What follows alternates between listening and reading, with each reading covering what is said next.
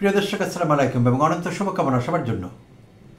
শুক্রবার 29 আগস্ট সন্ধ্যায় এবং রাতের বেলা দুই দফায় গণ অধিকার পরিষদ এবং জাতীয় পার্টির মধ্যে যে মারামারি হয়, সংঘর্ষ হয় ঢাকার বিজয়নগর এবং কাকরাইল এলাকায়, সেখানে পরবর্তীতে যে অনাকাঙ্ক্ষিত ঘটনাটি ঘটে, সেনাবাহিনীর সদস্যরা গণ অধিকার পরিষদের সভাপতি নুরুল হক নূরকে যেভাবে নির্দয়ভাবে পেটান এবং তাকে মারাত্মকভাবে আহত করেন, পরবর্তীতে হসপিটালে এবং আইসিইউতে, তিনি এখনও আইসিইউতে আছেন। তো যে ঘটনাটি ঘটে গেল, তো এতে গতকাল সন্ধ্যায় চীন থেকে ফিরেছেন নাহিদ ইসলামের নেতৃত্বে এনসিপির একটি দল নেতৃবৃন্দের। তারা সরাসরি এয়ারপোর্ট থেকেই নুরুল হক নূরকে দেখতে যান ডিএমসির আইসিইউতে। তো সেখানে সাংবাদিক সম্মেলনে নাহিদ ইসলাম কিছু কথা বলেন নুরুল হক নূরের উপর হামলাকে কেন্দ্র করে। তো তিনি এই ঘটনার নিন্দা জানান এবং সুস্পষ্টভাবে উল্লেখ করেন যে জাতীয় পার্টির বাংলাদেশে রাজনীতি করবার কোনো অধিকার নেই, কারণ জাতীয় পার্টি হাসিনার শাসনকে টিকিয়ে রেখেছিল ফেসিবাদের দোসর। পুরো 15-16 বছর অন্য কোনো পার্টি আওয়ামী লীগের সঙ্গে সহযোগিতা না করলেও জাতীয় পার্টি বিশ্বস্ত বি টিম হিসেবে থেকেছে আওয়ামী লীগের এবং আওয়ামী লীগকে ক্ষমতায় থাকতে সাহায্য করেছে নানাভাবে। এবং নাহিদ ইসলাম 90-এর আন্দোলনের কথা উল্লেখ করেন যে 90 আন্দোলনের পরাজিত শক্তি জাতীয় পার্টি, সো তারা কোনো অবস্থায় বাংলাদেশে রাজনীতি করতে পারে না। এনসিপির পক্ষ থেকে তিনি তার অবস্থান পরিষ্কার করেন। আর আরেকটি বিষয় যেটি আরও বেশি গুরুত্বপূর্ণ আমি মনে করছি, সেদিন রাতেই সেনাবাহিনীর পক্ষ থেকে আইএসপিআর বা আন্তঃবাহিনী গণসংযোগ পরিদপ্তর থেকে একটি বিজ্ঞপ্তি দেওয়া হয়েছিল সেই ঘটনাকে কেন্দ্র করে। তো নাহিদ ইসলাম সে আইএসপিআর এর বিজ্ঞপ্তিটি প্রত্যাখ্যান করেছেন, তিনি সেটি গ্রহণ করতে রাজি হননি এবং তিনি এটিকে সাজানো বলেছেন, মেড আপ বলেছেন, উদ্দেশ্য প্রণোদিত এবং সাজানো। সেখানে তিনি আরও অভিযোগ করেন যে আইএসপিআর এর বিজ্ঞপ্তিতে মব বলে আখ্যা দেওয়া হয়েছে, অর্থাৎ গণ অধিকার পরিষদের যে মিছিল বা চেষ্টা, প্রতিবাদ সভা জাতীয় পার্টিকে নিষিদ্ধ করার ব্যাপারে, এইটিকে সেনাবাহিনী প্রকারান্তরে মব বলেছে। আইন শৃঙ্খলা পরিস্থিতির অবনতি ঘটেছে, মব হয়েছে, সেখানে মবকে প্রতিহত করবার জন্য আইন শৃঙ্খলা রক্ষাকারী বাহিনীকে শক্তি প্রয়োগ করতে হয়েছে। এরকম একটি ধরি মাছ না ছুঁই পানি মার্কা। প্রিয় দর্শক, আপনারাও যারা আইএসপিআর এর বিজ্ঞপ্তিটি পড়েছেন তারা নিশ্চয়ই লক্ষ্য করেছেন, আমি আমার আগের ভিডিওতে আমিও সমালোচনা করেছি, এইটি মোটেই ঠিক হয়নি। অর্থাৎ প্রকৃত ঘটনাকে আড়াল করবার চেষ্টা করা হয়েছে এবং সেনাবাহিনী এটি করে থাকে, আগে করেনি, বাট 5 আগস্ট পরবর্তী সময় একাধিকবার তাদের এটি করতে দেখেছি। তো এই দফায় কোনো ব্যতিক্রম হয়নি, তারা শাক দিয়ে মাছ ঢাকবার চেষ্টা করেছেন। একটি গণতান্ত্রিক আন্দোলনকে, গণতান্ত্রিক শোভাযাত্রা, র্যালি বা মিছিলকে তারা মব বলে আখ্যা দিয়েছেন। আর যেই কারণে দুই পক্ষের মারামারি হয়েছিল, কথা সত্যি, সেইটি হলো গণ অধিকার পরিষদের মিছিলটি যখন জাতীয় পার্টির অফিস অতিক্রম করছিল, আমরা সব রকমের সোর্স থেকে যে খবর পাই তাতে করে বোঝা যায় পরিষ্কারভাবে জাতীয় পার্টির অফিসের সামনে দিয়ে অতিক্রম করার সময় তাদের উপর ইট পাটকেল নিক্ষেপ করা হয়, আর তাতে করে দুই পক্ষের সংঘর্ষ বেঁধে যায়। প্রথমে সন্ধ্যায় একবার হয়, পরে আবার রাত 8টার পরে 9টার কাছাকাছি সময় আরেকবার হয়। এবং তখন আসলে গণ অধিকার পরিষদের নেতাকর্মীরা একটি মশাল মিছিল বের করেন তাদের উপর হামলার প্রতিবাদ স্বরূপ।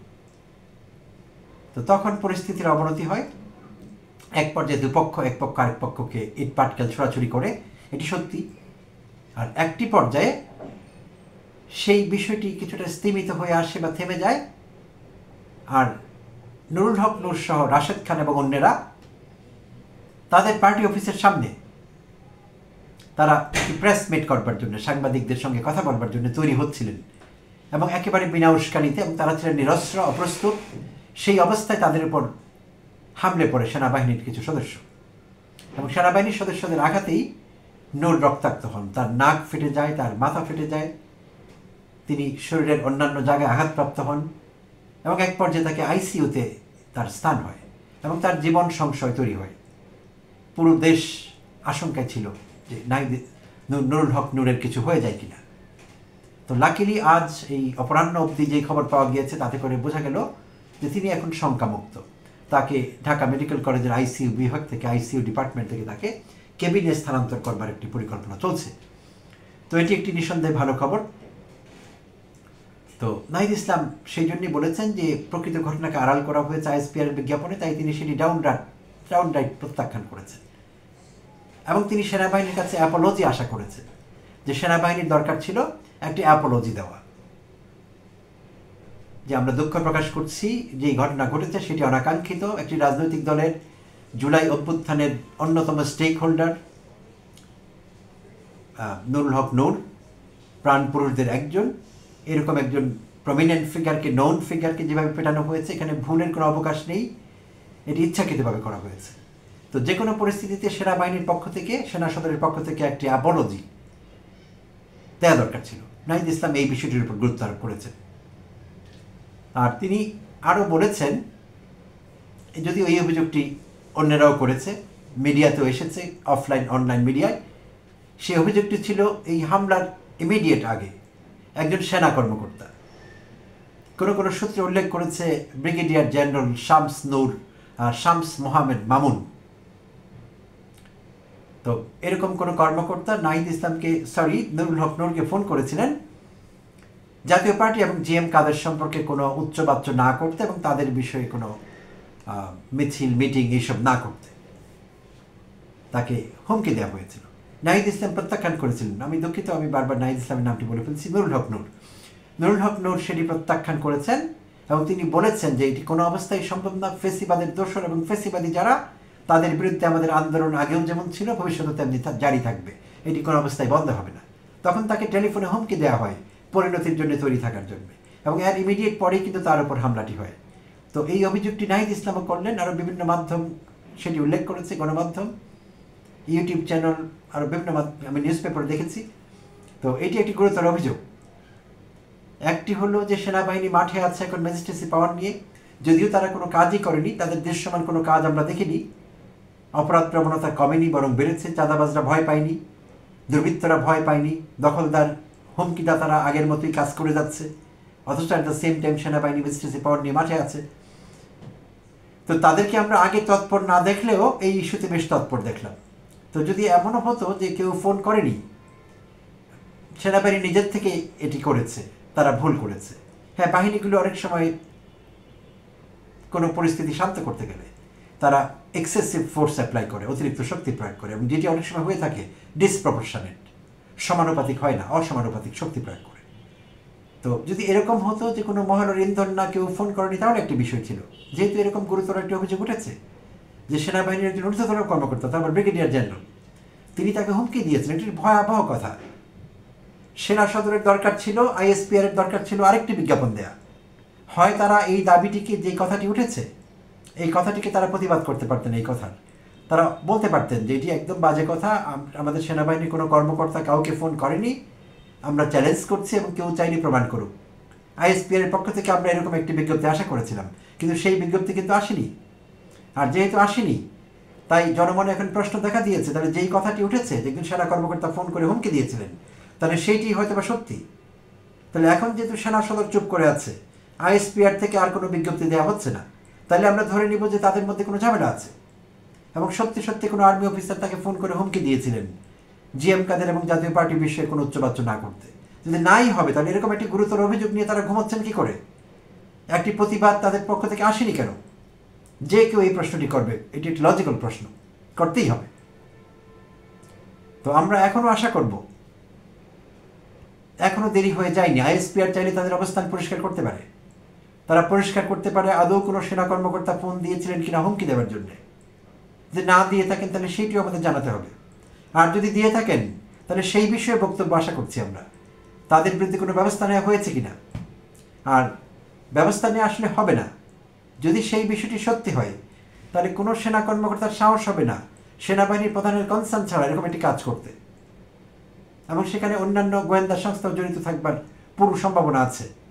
মিলিটারি ইন্টেলিজেন্স, ডিজিএফআই, এনএসআই, তাদেরও জড়িত থাকবার সম্ভাবনা আছে। তাহলে প্রকৃত ঘটনা কি? হয় কেউ হুমকি দিয়েছে, না হলে দেয়নি। যদি দিয়ে থাকে, কেন দিয়েছে? সেনাপ্রধান জানতেন কিনা বিষয়টি? যদি না জানেন, তাহলে তার বিরুদ্ধে শাস্তিমূলক ব্যবস্থা নিতে হবে। আর যদি বিষয়টি আদৌ না ঘটে থাকে, সেটিও ক্লিয়ার করতে হবে।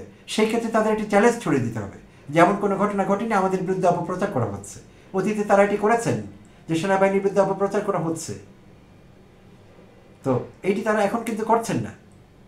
আর সরকার ঘোষণা দিয়েছেন বিচার বিভাগীয় তদন্ত কমিটি গঠন করবেন। এই বিষয়টি যদি ধীর গতিতে চলে, তদন্ত কমিটি গঠন করতে যদি 15 দিন লাগে, সেই কমিটি রিপোর্ট দেবে 1 বছর পর, অন্যান্য তদন্ত কমিটিগুলোর ভাগ্যে যা ঘটেছে, তাহলে এরকম হলে এটিতে কোনো প্রয়োজন নেই, এটি কোনো হেল্প করছে না, এই ঘটনার সুষ্ঠু সমাধানে কোনো হেল্প করছে না এটি। তো যা কিছু হোক সেটি খুবই ত্বরিত হতে হবে। প্রম্পটলি আমরা দেখতে চাই কেউ কিছু করেছে, প্রম্পট অ্যাকশন দেখতে চাচ্ছি আমরা। সরকারের ভাষ্য চাচ্ছি এই বিষয়ে। সেনা সদর যদি কিছু নাও বলে, আইএসপিআর থেকে কোনো বিজ্ঞপ্তি আমরা না পাই, তারপরও সরকার করে আমাদের একটি অ্যাপোলজি এবং আমাদের একটি ব্যাখ্যা, সরকারের পক্ষ থেকে, স্বরাষ্ট্র মন্ত্রণালয়ের পক্ষ থেকে একটি এক্সপ্লেনেশন দিতে হবে। যা রটেছে, যা আমরা শুনছি, তার কতখানি সত্যি এবং কতখানি রটনা, পুরো বিষয়ে আমাদেরকে ব্রিফ করতে হবে, আমাদেরকে জানাতে হবে। এটি সরকারের দায়। এটি কখনোই হতে পারে না যে সরকার চুপ করে থাকবে, আইএসপিআর থেকে আমরা ফার্দার কোনো বিজ্ঞপ্তি পাবো না, আমরা কোনো বিষয়ে কিছু জানবো না, সবাই অন্ধকারে থাকবো। এটি হতে পারে না।